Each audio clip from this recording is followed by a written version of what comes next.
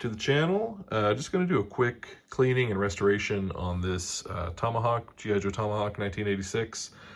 You might have seen the video I did a couple weeks ago. I picked this up at an estate auction for about $22, which was a good deal to me because although it is missing some pieces, the pieces it is missing are not that hard to source. The main thing is that all 10 of the rotor blades are intact. They are a little bent, some of them, and we're going to have to deal with that, but they are all here and they are unbroken, and that is really the thing that you need. Also, it has both of the, I guess the controllers there.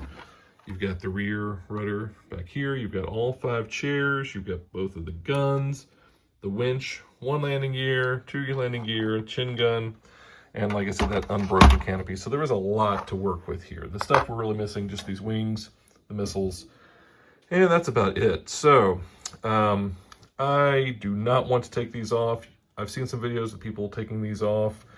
You have stronger nerves than I do. You'd pretty much have to wedge a screwdriver in here, pry that apart, and get these out, because once you slip these in, there's like a tab that they snap into, and I am terrified of breaking these, considering how hard it is to find intact ones. So we're going to do our best to just clean it as it is. It is pretty grimy. As you can see, it's got a lot of dirt and dust in there. This thing saw some action back in the day. So we're going to try to clean it as best we can, keeping these intact. If it becomes impossible, I'll let you know. I may try to pry this open, but I really do not want to do that. So we're going to try to clean it up, keeping these on, and then we'll come back and straighten these out as best that we can. So back in a bit.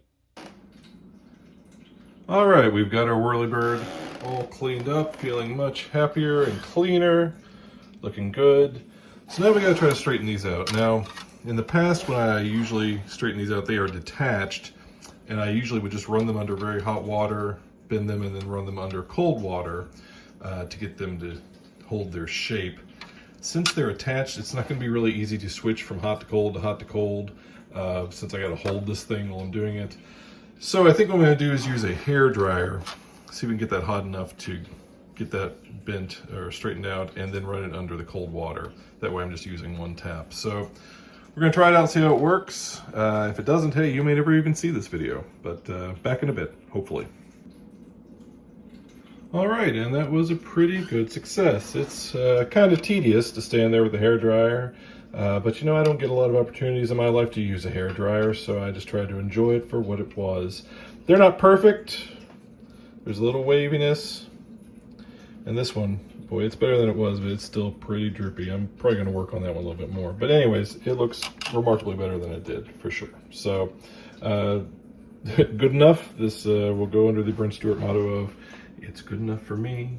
If it annoys me, I may go back with the hairdryer again, but for right now, I'm pretty satisfied with how relatively straight these are now. All right, now that we've got it clean and relatively straight, also the name of my autobiography, we can get to the individual bits and pieces. So up first, the canopy. Okay, so 5 minutes in the ultrasonic cleaner did get the grime off of this, a lot of it. But what we have left is this scratching and fogging. So we're going to use Meguiar's plastics to try to get this buffed up a little bit. We'll see how it goes. And so we've got everything on this guy now. I am still missing 2 of the small missiles. I'm not sweating that. I'm going to try to find those at the G.I. Joe show in a dump bin this summer. But we've got the stabilizers, the missile launchers, everything's on there and looking pretty good. I have to also say the Meguiar's did a great job on this canopy, as always. I didn't really put it in there because I don't want to break those off. I'm kind of scared to do it. Anyways, it's just going to kind of sit in there for right now. But anyways, much cleaner, much better. So the next step is to wait for some decals to come from Toy Hacks. So through the magic of editing, we will get this 3 weeks or so out of the way while it travels here, and then we'll see what it looks like. All right, and through the miracle of time travel, our decals have arrived from Toy Hacks. Took about 2-3 weeks, which is pretty normal, not bad, but they look good. So now let's slap these guys on here and see how it looks. All right, and we have our chopper all stickered up now. I looked at 3D Joe's, and I looked at Toy Hacks, and I looked at pictures online, because I don't have a decal sheet to know exactly where everything's supposed to go. So in the end of the day, I just kind of went with what I liked. So these may not be where they all belong. That's where they went. And there's so many little teeny tiny fiddly little stickers that maybe one day I will stick on here. But in the meantime, I really just wanted the big stripes, the big stars, and the things that said Tomahawk to me. So there it is, folks. Tomahawk all cleaned up and ready to display. Thanks for watching. If you did, please hit the like and subscribe if you're so inclined. If not, no worries, and we'll see you next time. Bye-bye.